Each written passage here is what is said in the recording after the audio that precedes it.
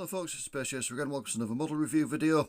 Now this is one with a difference for this channel. I normally do reviews of model buses, but I thought I'd do some trains this time. A lot of the model bus reviews I do with the older die-casts that you can get on the second-hand market, so I thought I'd do some of the older model trains you can get. One of the things that put me off doing model railways was the cost of everything. The cost of them brand new nowadays has just gone through the roof, and for people on a budget it's very, very difficult to get any kind of start in the hobby. But you can get some cheaper items, some of the older items, and this one we've got is the Lima Intercity 125 high-speed train, the iconic British Railways train. We've got a dummy car, the one in the original Intercity blue and grey livery with the yellow around the front, and we've got a power car in the Australian XPT livery. The body shell was the same on both the power car and the dummy car. It was exactly the same body shell. The variation was in the chassis. The dummy car just had a couple of fixing points for the dummy bogies there, and the power car had a big hole in the back of the chassis so the motor bogie could clip in. But the body shells were the same. So we'll have a look around the body shell of the Lima, the dummy car, should I say, the Intercity 125 dummy car, and then we'll have a look at the XPT a little bit later on. Before any Australian viewers start smashing up the devices in frustration, the XPT is not an accurate model. It is quite simply a British Intercity 125 power car painted into the Australian livery, and I'll talk about that, as I say, in a little bit. So the real Intercity 125 doesn't really need much introduction, but I'll just run through it anyway. The production version was introduced to service in 1976, and they were built up to 1982. There were 197 power cars and 848 trailer coaches. Initially they were classified in the multiple unit series as classes 253 and 254 multiple units, but they kept swapping the power cars about between the sets. So in the early 1980s, British Rail decided the power cars were in fact locomotives and classified them as class 43, and the coaches just became Mark III coaches basically. In the 90s and early 2000s, some of the power cars were re-engined with the Paxman VP185 engine, the ones that worked on the Midland Main Line. The original engine was the Paxman Valenta, the Fast and Furious Valenta engine, the soundtrack to my train spotting days when I was a kid. But as I say, some of the Midland Main Line power cars were re-engined with the slightly quieter VP185 in about the 90s, early 2000s. And then from 2006 onwards, the remaining power cars were re-engined with MTU engines, which were quieter and more emissions, better emissions, and more environmentally friendly, but not quite as pleasing to the ear of the enthusiast anyway. As I'm doing this video in 2025, there are still some of the power cars in passenger service with Great Western Railway, GWR, and with ScotRail. They are due for replacement in the forthcoming months and years, so if you want to see them, I'd get a move on basically. There's other ones as well. The Colas Rail used them on the high-speed test train for Network Rail. There's also some with the various sort of rail hire and charter kind of operators, and some of the British ones have been exported to Mexico and to Nigeria, so there is still some in service over there if you want to go and see them. So Lima were based in Italy. They expanded to do models of trains from really around the world. In Britain they did models in, first of all, in HO gauge, but not really very successfully. And then they moved into OO, which was the main focus in Britain. They also did some N gauge models and a few O gauge ones to various levels of detail. Some of them were quite basic, some of them were pretty decent. They also did HO and N gauge trains in countries like France, Germany, Italy where they were based, Switzerland, the USA, South Africa, Scandinavia and Australia, so they got about a bit. Unfortunately they went bankrupt in 2004 and ceased trading. The range was purchased by Hornby, and they have introduced some of the British outline stuff as part of their Hornby Railroad range, the slightly cheaper range that they do. The Intercity 125 first appeared in Lima's catalogue in 1982 and 83, the catalogue for those years, and I would guess this one that I've got, this dummy car, is one of the sort of earliest ones, because the first releases were these. 43167 was the dummy car, and 43168 was the power car in the original blue livery. There was a mistake, the lettering was done in black. It wasn't, it had a white outline, but the inner part of it was blue. It was just the blue that was behind it, basically. But did the lettering in black. That was a mistake on this particular one.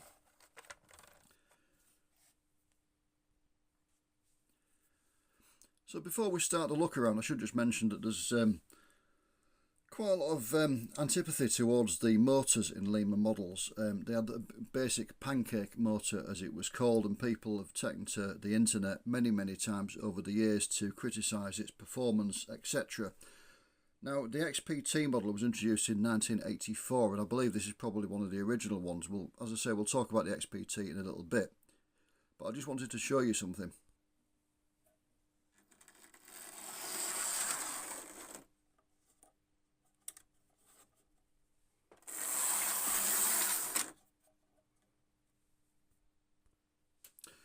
So yeah, on my not very impressive test track and hitting the buffers because I'd only got one hand, I was holding the camera in the other one, but that train is probably around 40 years old and it is still running, whereas you contrast that with the vast amounts of more modern model trains that are for sale second hand as non-runners that are like 5-10 years old, if that, but that's still running. And that's, you know, the thing about it, it might be a basic motor, but they go on forever as long as you look after them a little bit.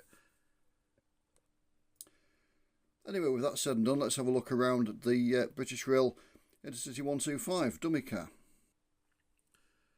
So Lima weren't the first to do the Intercity 125, Hornby got there first, but the Lima one was arguably more impressive. I'll do a review of the Hornby one when I get a suitable one. As you can see, the general impression of it is really good. It looks like what it should do, and certainly for the 80s it was a very detailed model indeed. The shape of the front end, that iconic shape, is well captured. It's a bit scuffed at the front, obviously it's an old model and it's had quite a hard life. You can see the windscreen looks really good as well. The wiper is moulded onto it, not really picked out in a different colour, but it is there, the single wiper as it should be. And you come down the horn grille there, it looks pretty decent. There's even a representation, as you can just about see, apologies for the light, but you can see the indentation in the middle, the representation of where the horns actually are. The lights look individual as well in there. I believe they did light up on some of the dummy cars. This one doesn't. I've tested it and it doesn't light up. So whether it was fitted with lights or not, I can't tell you. Similarly, the power card there would have been fitted with lights when it was new, but as you probably saw when it was running, they don't really work anymore. So, you know, just it's an age thing. You can probably repair them if you wanted to. You go down underneath, you've got the original 253 set number that they would have run with when they were new. It's 253042, and there's the panel there which had the emergency coupling behind. That lifts up. There was also the shore supply for if it was stood at a station with the engines turned off, they could plug it in to keep the sort of air conditioning and heating in it running as well. And the catering equipment if they were doing the preparation for the cooking and things like that. So that was all under there, and that's nicely modelled, and you've got the various little panel lines and things moulded in. Come round, I mean, it's a little bit basic. You've got to remember it's over 40 years old, this model, so or the moulding is anyway. But the window is a good shape, and the complicated sort of curve of the glass is captured really well.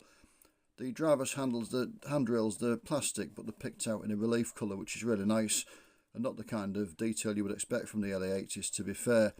And you've got the two door handles moulded in there. The lower one for if the driver's getting up from the track, they can sort of still reach it. You don't have to sort of start climbing up and then get to the top one. You just you can reach the bottom one from the track, and you just open the door there and you can climb up and in. That's the idea of having two. Obviously the top one is the one you'd use if you're getting on from the platform.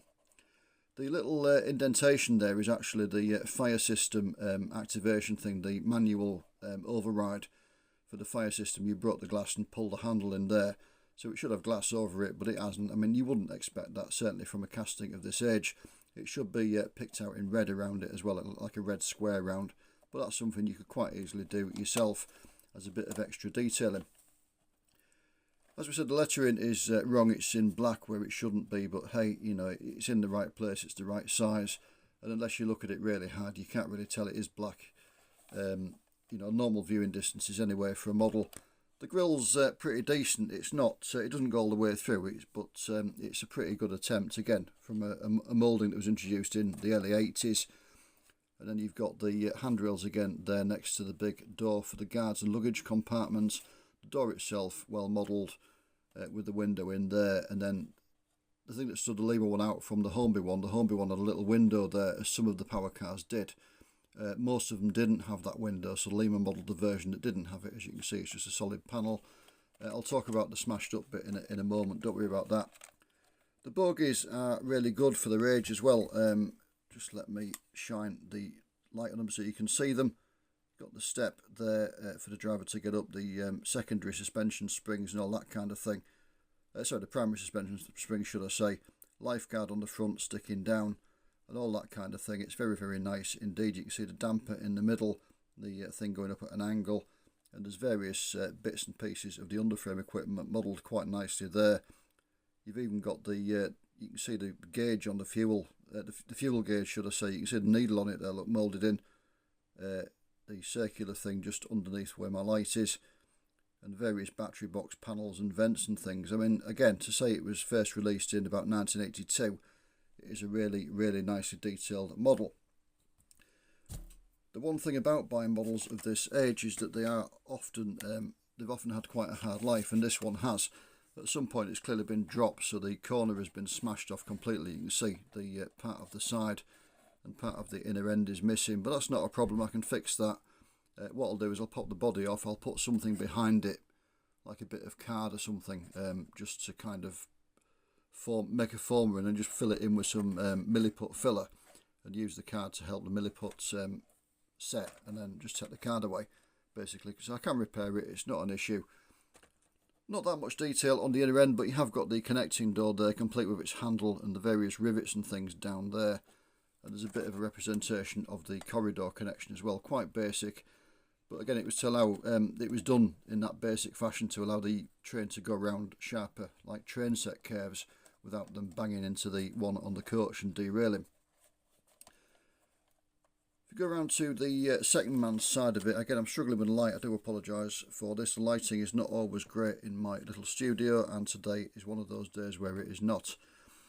Again, it's been a bit smashed up there. Something I didn't mention, the air tanks underneath the back there as well, they look pretty decent. Again, for the age of the model to do, you've got the letter in there to say the load of the luggage compartment, which I think was originally 2.5 tons. I believe it was reduced, and I think if you put that under a magnifying glass it probably does tell you how much it was. I think it was later reduced in the later life of the trains, but yeah, I believe it was originally 2.5 tons. Detailing pretty much the same as it was on the other side. Go around to the roof. The first thing you notice is this baffle, which Hornby didn't put on for many, many years. This wasn't originally on the units when they were new, but they had a lot of problems with exhaust smoke drifting down over the windscreen, obscuring the driver's vision. So they put this baffle on, which was to help to blow the exhaust smoke backwards and take it away from the windscreen. So Lima put it on theirs. Hornby didn't for many years. They eventually did update theirs, but it took quite a long time. Got the exhaust ports there. You've got the various hatches and things where you'd open to lift the sort of engine and generator out, and the vents and things, and then the mouldings along the roof. They're all nicely done indeed. Again, for the age of the moulding, it is not bad, and all the sort of ventilation grills and things along the cant rail there as well on both sides. Very, very nice indeed. Not much to report on underneath. I mean, obviously you wouldn't really display the underneath of a model anyway. I've gone through the underframe detail that you can see from the side as I was doing the sides. You can just about see in the cab there is basic detail in there. You've got the driver's and second man seats, and a representation of the driver's desk there, wrapping around the driving position, all that kind of thing. So it's not bad at all.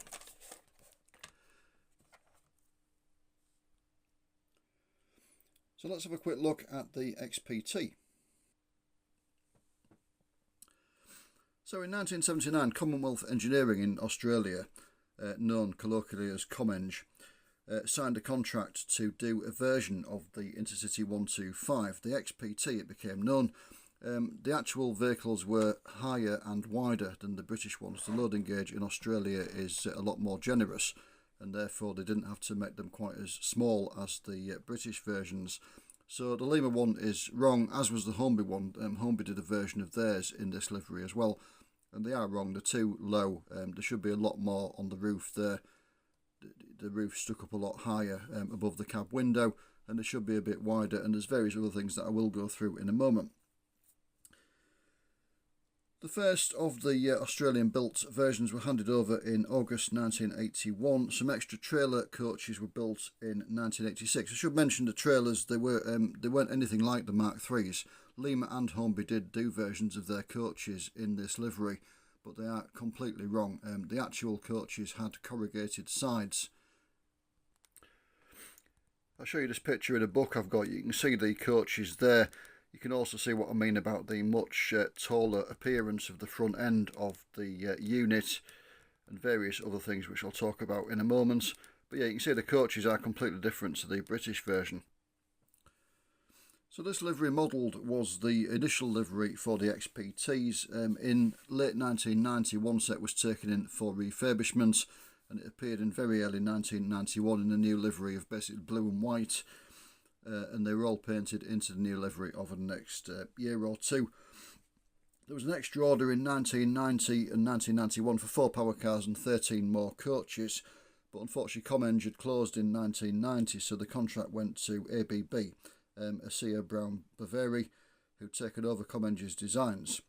At the moment, I'm doing this video in October 2025. The XPTs are still in service. They're some of the most highly utilised trains in the world. The diagrams are truly mind-blowing, but they are due to be replaced very, very shortly by some new calf-built Civity DMUs, so they might not be about much longer. So we'll have a quick look at it. I mean, as I say, it's not right for an XPT. The bit above the cab window should be much taller, as we said, and there should be 4 square kind of ventilator things on it, as you saw in the picture. The lights are actually underneath there rather than on the upper facing bit. They're underneath, and there's a bit of a kind of baffle or kind of moulding that sticks back out of the underside of the lower front there. The driver's cab window is a different shape on the Rail XPT as well. It's not as big as the British version. And among other things, the door is completely different. It's back here, and it's just like a single piece hinged door that opens inwards, presumably for the guard. So there are a lot of differences. It's not an accurate model of an XPT. Neither was the Hornby one. You can get an accurate model of an XPT. I will talk about that in a moment. But just having a look round, the livery is absolutely lovely. I remember, I didn't have much interest in sort of foreign trains when I was a kid. Under the influence of my dad, who didn't like them either, but I remember seeing in my Intercity 125 books pictures of the XPT, and I thought it looked amazing in this livery, and that is why I wanted this model in the original livery. It's a bit knocked and battered about. As I say, this model was first released in 1984, this version in the XPT livery, so this one is about 41 years old at the moment. As you can see, it's had a bit of a hard life. It's been knocked about a bit, but it still looks pretty stunning in its XPT livery. And it's a very nice addition to my collection. I'm not quite sure what they did for a coupling with the Australian versions. As you can see, the coupling looks a bit weird compared to the British version there. So yeah, I'm not quite sure what's going on, and without having any of the coaches I can't really tell you. But I'm not going to buy any of the coaches, because if I want a coach to go with it, I'm going to have something that looks a little bit like the actual XPT coach. So we might go for something like the Triang Transcontinental, just painted in the right livery. At least it's got the corrugated sides. But yeah, it's nice enough. The decoration of it's really nice. And so I love this original XPT livery. They look impressive enough in the more modern livery, the blue, but not quite as good as this. This was a cracking livery. And it would be very nice if they painted one back into it just for the final few months of operation. But we'll see if that actually happens. And if it does, I probably won't see it because I'm not planning to go to Australia, but there we go. So, we'll have a look next at price.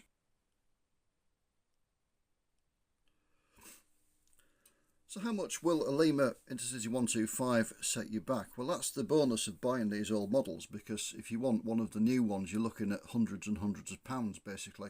The new, like, you know, all singing, all dancing Hornby ones. But for a full set of them, you're looking, you know, 500-600 quid. Whereas these are a bit cheaper, or at least to start cheaper. You can buy expensive ones if you're so minded. So have a look on eBay for the purposes of the video. As I say, I'm doing it in October 2025, so the prices are correct to there. The dummy car that I bought, the Intercity 125 dummy car, was £25.39 including postage, but as you can see, it is damaged at the back and it needs repairing. I'm going to repaint it anyway, so it's not a problem, but if you didn't want to repaint, obviously you'd have to have a look. The cheapest ones I could find on eBay at the moment were £35 plus £3.38 postage and packing, so £38.38 all in. And that was a bit of a bargain because it was the power and the dummy car, and apparently the power car worked. So, you know, that's not bad at all for the power and dummy. So £38.38. There was somebody else selling one of the power cars on its own for £35 plus £4.50 postage and packing, so £39.50. So the prices do vary a little bit. We went up to £117.14, but that was for a full train set and a power and dummy car plus one coach plus some track and the controller. The warning for that is that Lima controllers and track tended to be a little bit rubbish, but hey, it's but yeah, £117.14 plus £5.88 postage, so £123 and 2p all in. And that was, as I say, for the power dummy car and a coach. Another kind of indicative price, one of the power cars in the executive livery, the Intercity grey livery that replaced its blue and grey version, £89.8 plus £10.35 postage, so £99.43 all in. And there was a dummy car on its own, bit of a bargain this one, £18 plus £3 postage, so £21 all in, and that was in the Intercity Swallow livery, the well-known livery from the early 1990s onwards. So yeah, the prices are a little bit all over the place. You could pay up to 650 quid for that was for a resprayed Lima 125 power car, dummy car and 5 coaches resprayed into Grand Central livery. So you can see they're all over, but if you want a basic power or dummy car, really the prices are pretty similar to each other. So you're looking, you know, somewhere between £20–25 up to, you know, 90–100, depending exactly what you want, what livery, etc. The XPTs, although they're by no means an accurate model, they are much more expensive. This power car was £54.90 including postage and packing, and that was the cheapest one I could find, as regular viewers will not be surprised, because as you know I don't pay more than I have to for my models. The only one I could find on eBay for sale was £125 plus £4.75 postage and packing. That was £129.75 all in, and that was the power car and 2 of the completely inaccurate Mark III coaches, no dummy car. So yeah, they are quite scarce and they're quite sought after, and they do command high prices in the XPT livery, even though it is not an accurate model of an XPT. I did mention, if you wanted an accurate XPT, that there is one available from Australian models in Australia. Now, cheap it is not. Obviously, the purpose of this video was to show you some cheaper models, but I will talk about the actual XPT. It's HO scale, 187 scale HO gauge. The set that they do, so 2 locomotives, 2 power cars, in other words, plus 5 coaches, 1,400 Australian dollars, just standard. That's about £675 and 1,650 Australian dollars, so about £795.58. That's with sound fitted. If you want the power car on its own, they only do the blue liveries, not the original one in just power cars. But the standard one that's just DC is 335 Australian dollars, so about £161.50 at current exchange rates. Again, I'm doing this in October 2025.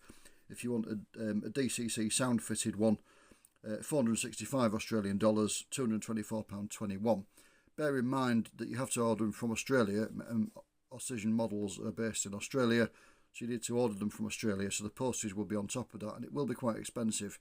The book that I showed you the picture from was £20 in British price. I can't remember what the Australian dollar price was, but it was £20 sterling, but the postage on it was £20 on top, so it was 40 quid that it cost me.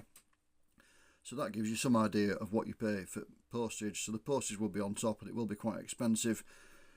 To be fair, it's worth it. That book reached me in 6 days from Melbourne in Australia through to Grimsby in the UK. It took just 6 days via Australia Post and Royal Mail, so I'm quite impressed with it. But yeah, just bear in mind that your postage is on top. If you want a detailed Australian XPT, you've got to get one from Australia. Otherwise, make do with a Lima or Hornby one in this livery, but as I say, it's not an accurate model by any means, but hey, it looks pretty cracking. For the British market, the Lima HST is definitely worth getting. As I say, for its age, it is a nicely detailed model. It still passes muster nowadays. You know, it's not as detailed as the more modern ones, obviously, and they are hard to fit for DCC if you're doing digital thing. I don't know anything about that. I've never used DCC. As I say, I don't really do any model railways. These are just for dioramas and things. They're not for a model railway. So I'm no expert on that. Apparently it is quite difficult to wire them for DCC, but it's not, I don't think, impossible. However, you know, if you are on a budget, you want a model railway and you want some decent looking stuff to run, then this Lima Intercity 125 you could do a lot worse. They are, for their age, pretty decent models, and as we saw, you can get them, you know, relatively cheaply, certainly compared to the price of a brand new HST. So as always, thank you very much for watching. Take care of yourselves, and I will see you again soon. Bye for now.